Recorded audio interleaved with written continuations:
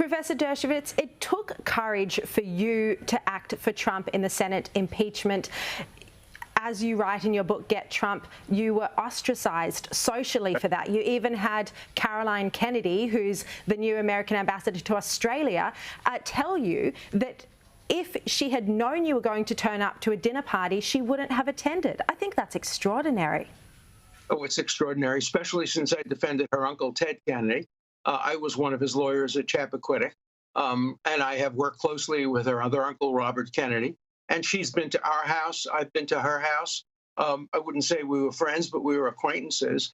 And the idea that she is supposed to be the ambassador to Australia, she's supposed to be able to talk to the head of China, and she can't sit next to me at a dinner party because I defended somebody who she disapproves of.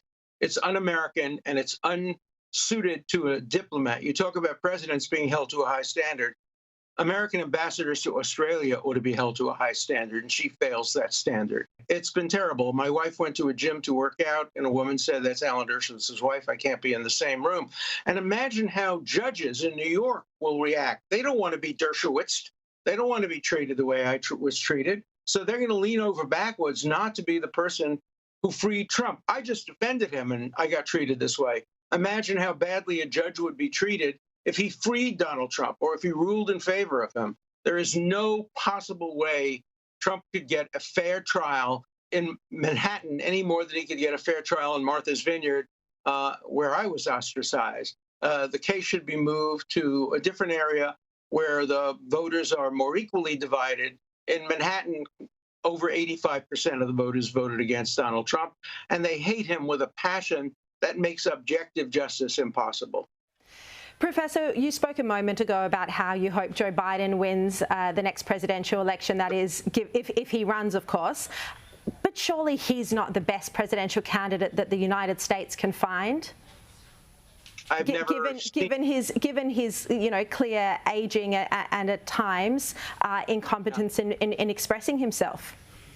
I have voted since John Kennedy, and I've never voted for the best possible candidate that a country can find.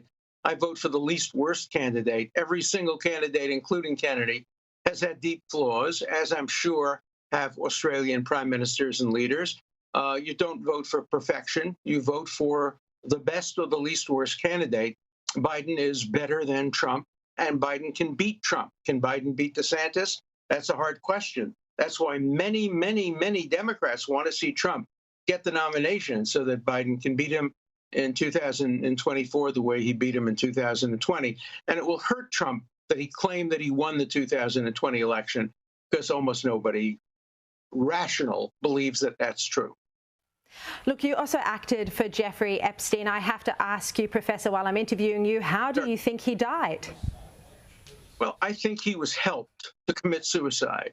I think he or somebody else paid off the guards to turn the video cameras off. Yes, I did represent him, but I also represented, Bill Clinton. I also represented Nelson Mandela. I also represented many, many, many prominent people. So I'm very proud of my representation, and I'll continue to represent controversial people. If Trump is sentenced to prison for this case, what do you think that would say about America and democracy?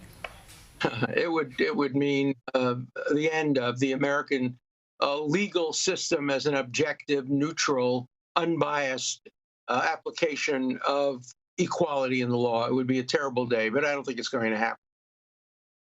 I appreciate your time, Professor Dershowitz. Thank you very much.